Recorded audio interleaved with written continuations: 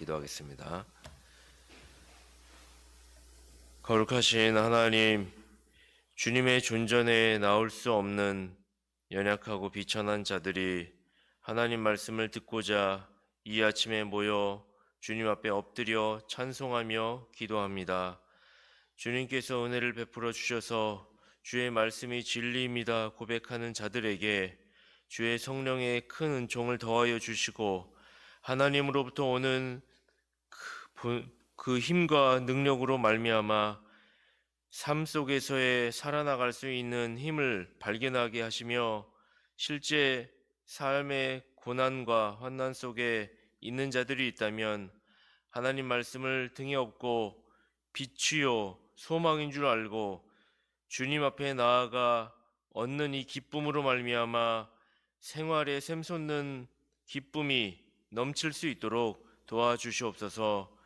이 아침에 주님 앞에 나와 또한 기도하기 원합니다.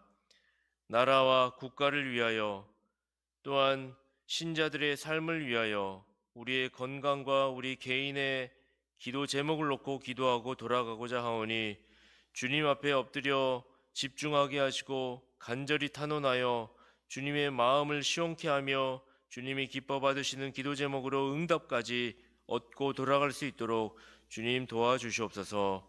우리 구주 예수 그리스도의 이름으로 기도합니다. 아멘. 1장과 2장에서 오실 메시아의 족보와 그가 누구신지, 그분은 장차 어떤 사역을 하실 것인지에 대해서 살펴보았습니다. 그리고 이어서 3장 앞단락에서 주의 길을 예비하는 자 세례 요한에 대해 살펴보았습니다. 오늘 3장 후반부는 이어서 본격적으로 예수님의 공생의 사역이 시작되는 한 가지 사건을 보여줍니다. 그것은 죄 없으신 예수님께서 친히 세례 요한에게 다가오셔서 세례를 받으시는 사건입니다. 본문 13절입니다. 이때에 예수께서 갈릴리로서 요단강에 이르러 요한에게 세례를 받으려 하신대. 13절에 이때라고 말하고 있습니다. 이때는 세례 요한이 회개운동을 강력하게 유대 광야에서 전파하고 있던 때였습니다. 우리는 잘 알듯이 이스라엘은 400여 년 가까이 부흥이라고는 찾아볼 수가 없었습니다. 그런데 하나님의 때에 하나님께서는 선구자 세례 요한을 사용하셔서 오실 메시아를 드러내시고 많은 사람들이 그의 회개의 세례에 응하며 그리스도를 기다리게 하셨습니다. 바로 그때 예수님께서 친히 갈릴리로부터 요단강에 이르러 요한에게 다가오신 것입니다. 그리고 요한에게 자신도 세례를 받겠노라 말씀하신 것입니다. 오늘 우리는 이 장면을 통하여서 4가지 교훈을 살펴볼 것입니다. 첫째로 요한에게 다가오신 예수님께서 자신이 세례를 받겠다 할 때 요한은 이 요청을 거절하는데 요한이 거절한 이유가 무엇일까요? 이 질문 앞에서 우리는 그리스도인의 아름다운 성품을 발견할 수가 있습니다. 14절입니다. 요한이 말려 가로되 내가 당신에게 세례를 받아야 할 터인데 당신이 내게로 오시나이까? 요한이 예수님의 요청을 거절했던 이유가 무엇입니까? 예수님과 세례 요한은 누가복음 1장에 보면 친족 사이임을 알 수가 있습니다. 세례 요한의 어머니였던 엘리사벳은 임신하고 있을 때 복중에 마리아가 맏아들 아기 예수를 임신한 채로 두 사람이 만나는 장면을 우리에게 보여줍니다. 엘리사벳은 마리아가 임신한 채 방문했을 때 마리아의 복중에 있는 아이를 가리켜 내 주라고 불렀습니다. 엘리사벳은 마리아의 뱃속에 있는 아이가 메시아임을 알았던 것입니다. 이것은 자연스럽게 엘리사벳은 자기의 뱃속에 있는 그 요한이라고 하는 아이에게 자라나면서 자기의 친족 가운데 오실 메시아가 있음을 가르쳤던 것을 우리는 충분히 유추할 수 있습니다. 그러니까 오늘 본문으로 돌아오면 세례 요한이 지금 자기 앞에 세례받으러 오신 분이 메시아임을 알았기 때문에 그 죄 없으신 분이 원죄로 점철지어진 바로 나에게 회개의 세례를 받는다는 것은 말이 안 되는 일이다라고 생각을 했을 것입니다.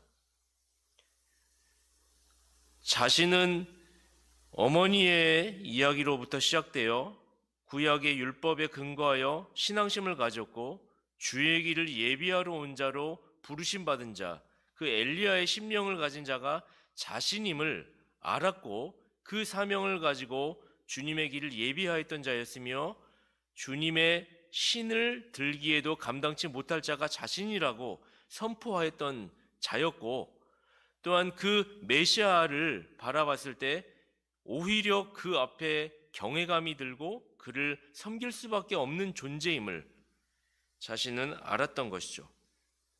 그래서 요한은 주님의 청을 완강히 거절한 것입니다.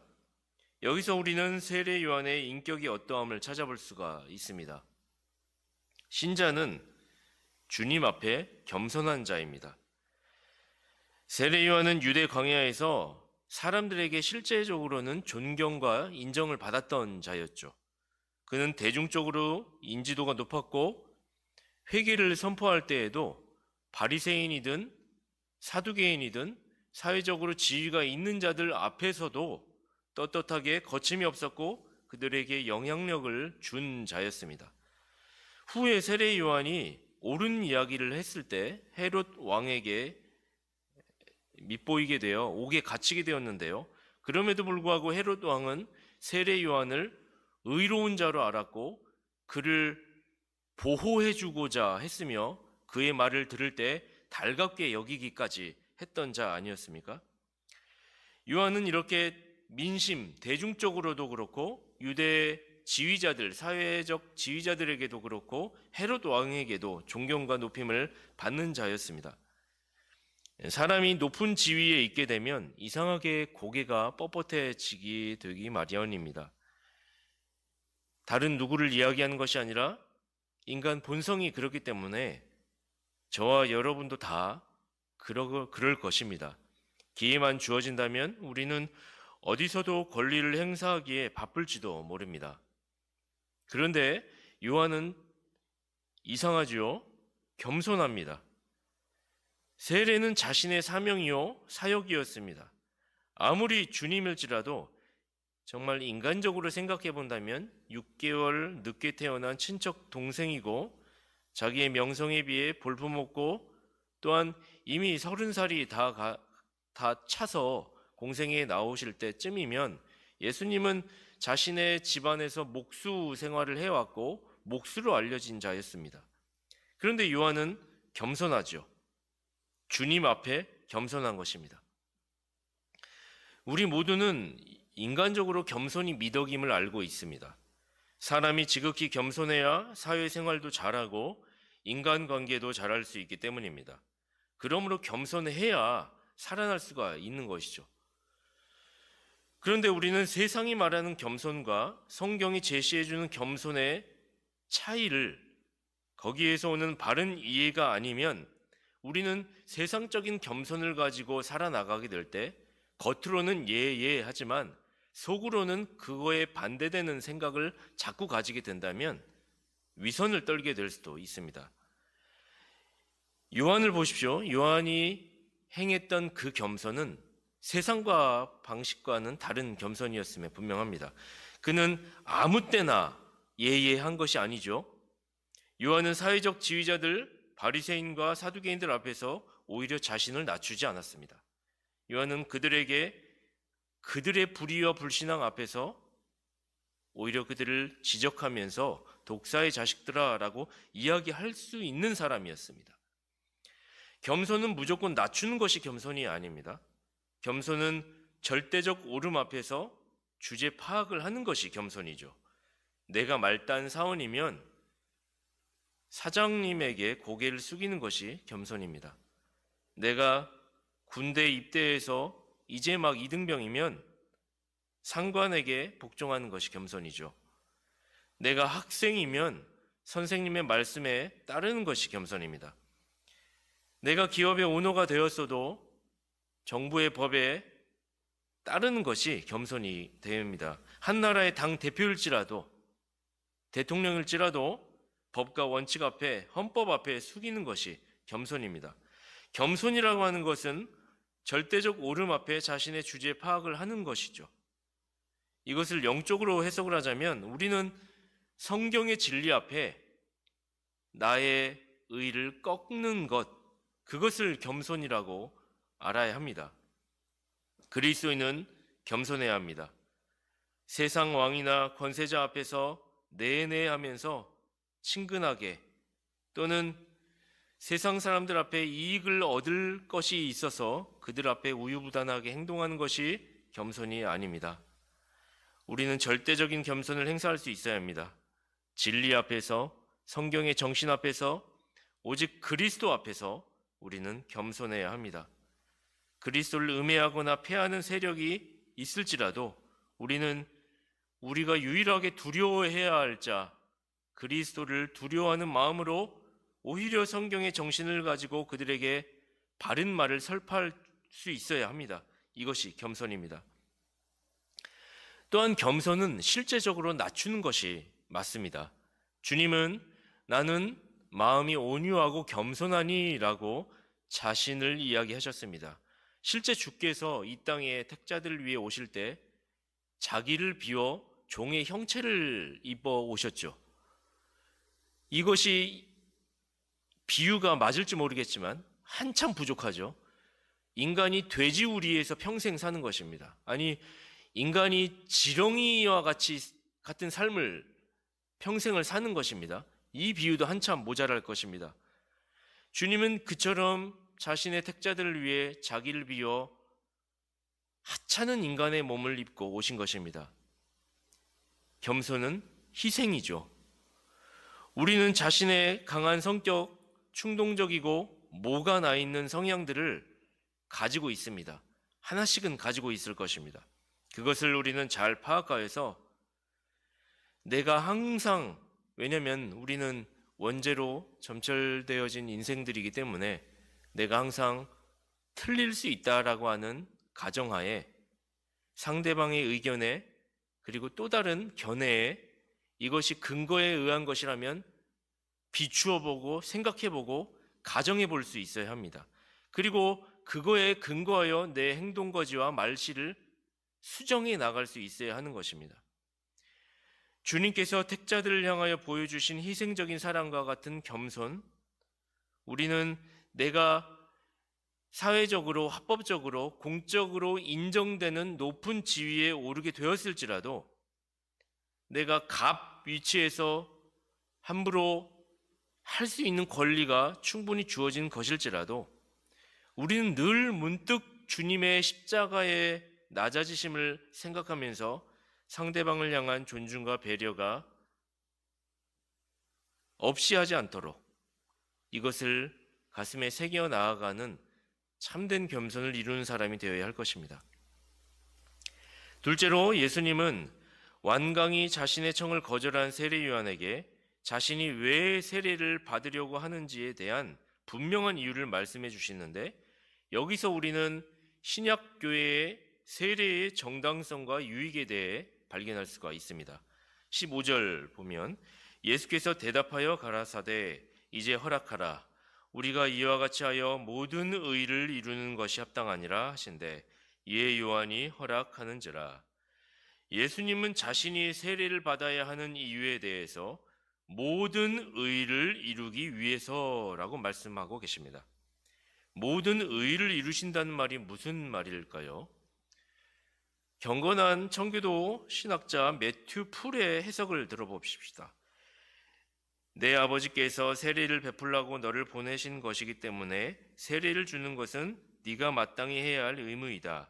내가 세례를 받아야 한다는 것이 하나님의 뜻이라는 것이 내게는 감춰져 있겠지만 나는 알고 있고, 그런 내가 내 아버지의 뜻에 순종하는 것은 나의 기쁨이자 의무이다. 세례는 복음교회의 새로운 법이다. 나는 그 교회의 머리이지만 그 교회의 지체들은 성령으로만이 아니라 물로도 세례를 받아야 한다는 것이 내 아버지의 뜻이기 때문에 나도 다른 지체들과 마찬가지로 거기에 순종하여야만 한다. 게다가 내게는 입교를 위한 또 하나의 성례를 제정함으로써 유대인들의 고유한 의식이 되어온 할례를 폐하고 교회에 새로운 면모를 부여해야 할 책무가 있다. 따라서 내가 다른 지체들과 같이 죄 없이 함을 받기 위해서가 아니라 내 아버지의 뜻에 순종하여 모든 의를 이루기 위한 목적으로 세례를 받는 것이 합당하고 공정하다. 모든 의를 이룬다라고 하는 것, 하나님의 절대적인 오름이 이 땅 위에 실현되어야 되기 때문에 주님께서 육신을 입고 오셨고 주님께서 하나님의 그 의를 이루셔야 하기 때문에 예부터 유대인들 공동체 생활 가운데 이루어져 왔던 정결의식이었던 세례가 신약교회에 정착화되게 하기 위한 제도로서 거기에 존귀와 영광을 부여해 주시기 위해 죄 없으신 분이 친히 인간의 몸으로서 회개의 세례를 받음으로 이것이 장차 너희에게 필요한 것이고 행해야 할 너희의 신앙의 유익이 될 것인 규례임을 주님께서 친히 자신이 받으심으로 제정해 주신 것이다 라는 것을 우리는 알게 되는 것입니다. 그러므로 세례는 신자들에게 참으로 유익한 것입니다. 신약의 교회와 신자는 세례를 통하여 세례 제도에 대한 확증과 정당성과 당위성을 부여하신 예수 그리스도의 뜻을 받들어야 합니다. 그러므로 우리는 세례를 형식적으로 받아서는 안 됩니다. 세례가 진실로 하나님께서 정하신 제도인 줄 안다면 신자는 그 안에서 참된 유익을 얻으려고 노력해야만 합니다. 웨스트민스터 소요리문답 94문을 보면 세례에 대해 이렇게 정의를 합니다. 세례는 성부와 성자와 성령의 이름 안에서 물로 씻는 성례이다. 이것을 통하여 우리는 그리스도에게 접붙여진 것, 은혜 언약의 은덕에 참여하게 된 것, 주님께 참여하게 된 것을 의미하며 인치는 것이다 라고 정의하였습니다. 즉 세례는 은혜 언약의 연속성 가운데 하나님의 신실성의 인장을 받는 것이기에 세례를 받는 자는 세례의 시행의 순간에 묶여있지 않고 그가 신앙 고백한 것과 같이 앞으로 세례가 표와 인으로서 그의 신앙을 견인하는 역할을 하게 될 것을 믿어야 합니다. 그러므로 단번 세례를 받은 교인은 이제부터 또 다른 성례인 성찬에 참여할 자격을 얻게 됐는데 이로써 그는 주님이 제정하신 주의 만찬을 통해 주님의 몸과 피 그리고 그의 모든 은덕에 참여하여 영적인 영향을 공급받아 은혜 안에서 믿음의 강화, 영적인 공급을 통한 성장을 경험할 수 있게 되는 것입니다. 우리는 성찬을 통하여서 이 성찬이 보이는 설교라고 믿음의 선진들은 이야기를 했습니다. 이 보이는 설교를 통해 은혜의 유익을 얻을 것을 소망하며 성찬에 참여해야 할 것입니다. 셋째로 예수님께서 세례를 받으시고 갑자기 하늘이 갈라졌는데 우린 여기서 삼위 하나님의 일하심을 살펴보게 됩니다. 삼위일체의 출현이 주는 교훈을 살펴보기를 원합니다. 16절이죠. 예수께서 세례를 받으시고 곧 물에서 올라오실새 하늘이 열리고 하나님의 성령이 비둘기같이 내려 자기 위에 임하심을 보시더니 먼저는 성령께서 비둘기같이 내려오는 듯한 모습을 발견하게 됩니다. 성령 하나님의 사역을 보게 되죠. 17절이죠. 하늘로서 소리가 있어 말씀하시되 이는 내 사랑하는 아들이요 내 기뻐하는 자라 하시니라. 여기에서는 내 사랑하는 아들이요 라는 소리가 들립니다. 공중에서 그와 같은 목소리가 들린 것입니다. 바로 성부 하나님이십니다. 그리고 우리는 여기에 이 사건의 주체자가 되는 예수 그리스도의 성육신 하신 성자 예수님을 보게 됩니다. 지금 우리는 한 장면에서 동시에 한 하나님의 구별되시는 세 위격을 목도하게 됩니다. 우리는 삼위일체가 괜한 허풍이거나 낭설이 아니라 하나님께서 의도하신 바 이 장면을 통하여 현장에 있던 모든 사람들에게 신약교회의 세례의 정당성과 당위성을 부여하시며 삼위일체 하나님의 영광을 독자들로 하여금 보게 하심을 우리는 발견하게 되는 것입니다. 우리는 삼위일체와 같은 신비한 진리를 논리적으로 해석하려 해서는 안 됩니다.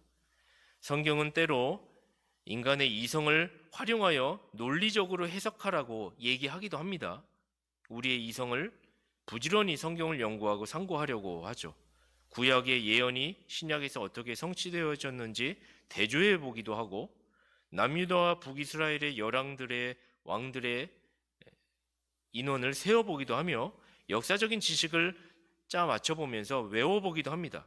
그 안에서 성령께서 주시는 깨달음, 신자의 신앙의 유익이 분명히 있죠.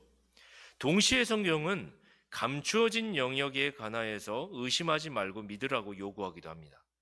오늘 본문에서와 같이 삼위일체의 신비, 예수님의 두 본성 일인격, 하나님의 신적인 작정과 섭리에 대한 신앙, 그런 신비에 관한 하나님의 소관에 대해서는 피조물로서 왈가왈부할 것이 아님을 우리에게 말해 주시는 것입니다.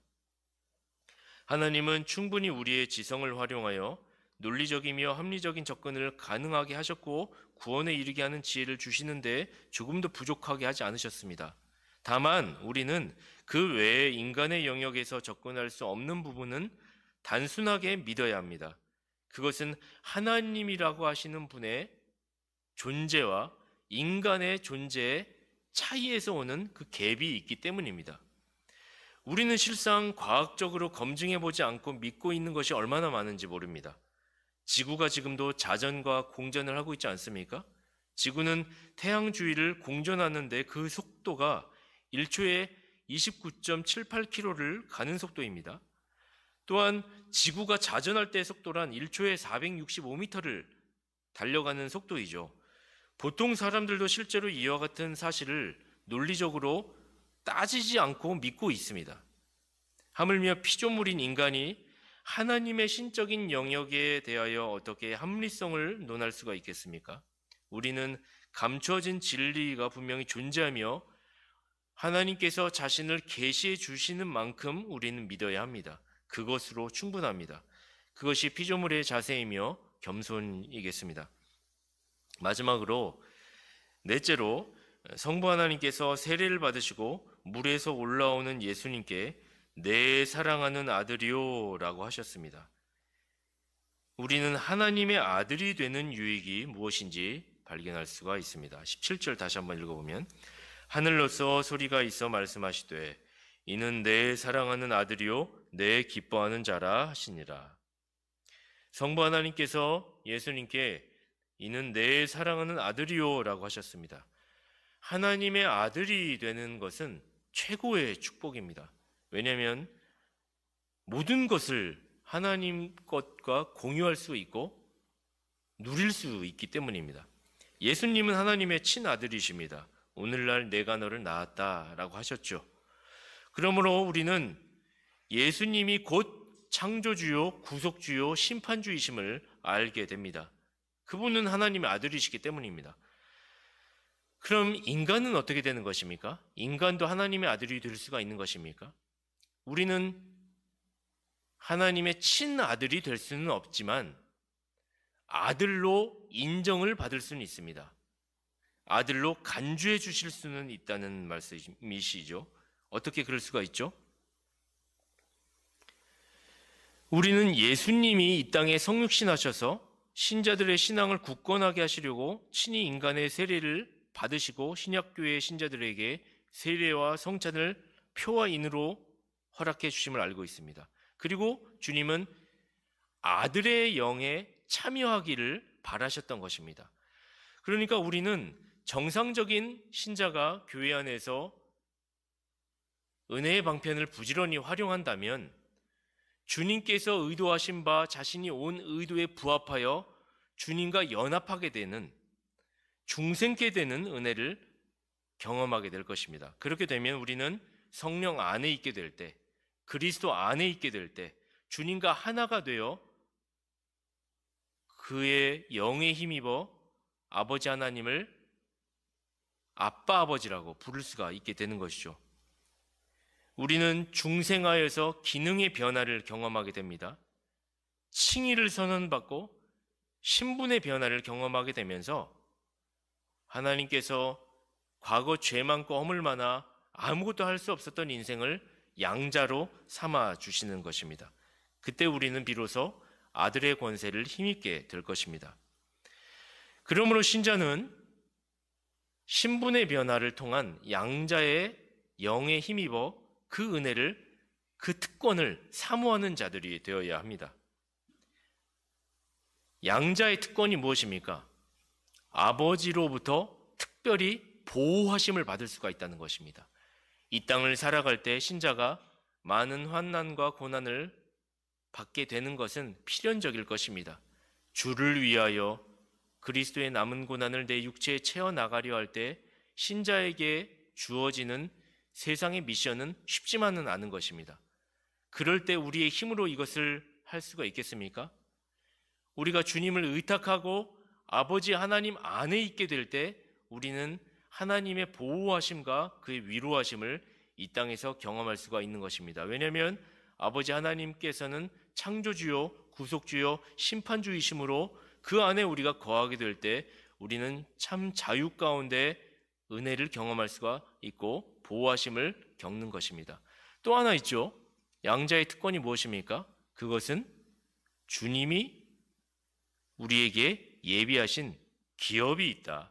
상속자가 되는 것입니다. 그런데 우리는 여기서 상속자라 이야기한다면 그냥 아무에게나 주는 것이 아니라 반드시 양자로 인정받는 신분의 변화를 있는 자에게 주시는 것입니다.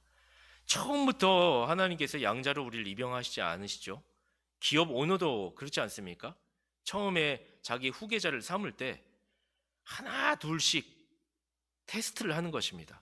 바로 그 사람의 실력과 내용을 검증하지도 않은 채 바로 자기의 회사의 모든 가업과 기업을 바로 주지 않는 것입니다. 어렸을 때부터 영어 공부도 시키고 스포츠맨십도 기르게 하고 예의와 범절도 가르치고 이렇게 하여 차근차근 후계자가 자신의 기업을 받을 만한 능력과 재능과 겸양을 소지하게 되는 것이 확인이 되면 기업의 오너는 이제 너를 내 기업의 후계자로 삼겠다라고 하여 모든 가업을 허락해 주는 것이죠. 상속자가 되는 것입니다.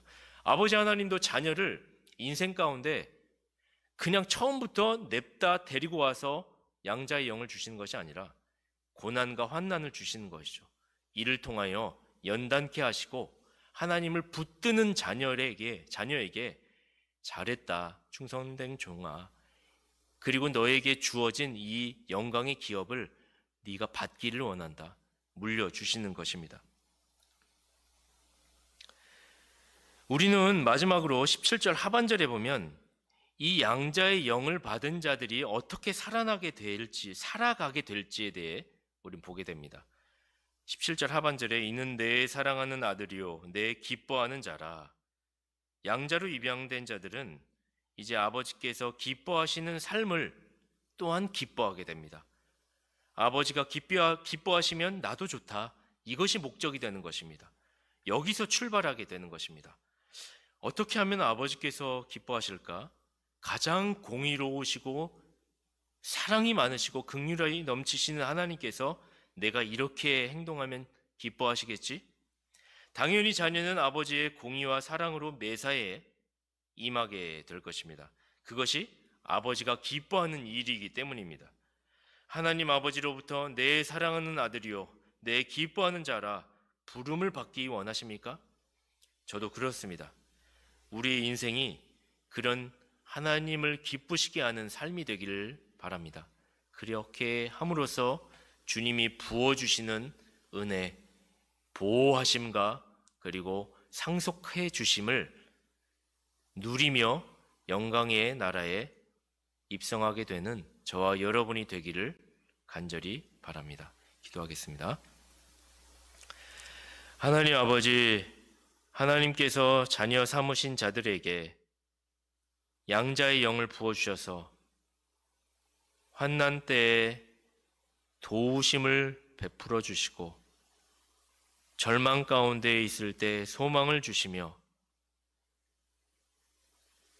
더 나은 본향을 바라보며 주실 영광의 기업에 참여하게 하심으로 위로하시며 완전케 하신 하나님을 찬송합니다. 그 하나님의 영광의 기업을 물을 수 있는 자들이 되도록 우리를 더욱 연단케 하시고 믿음의 결국 영원 구원을 바라보며 칭찬과 영광과 존귀가 있을 줄 알고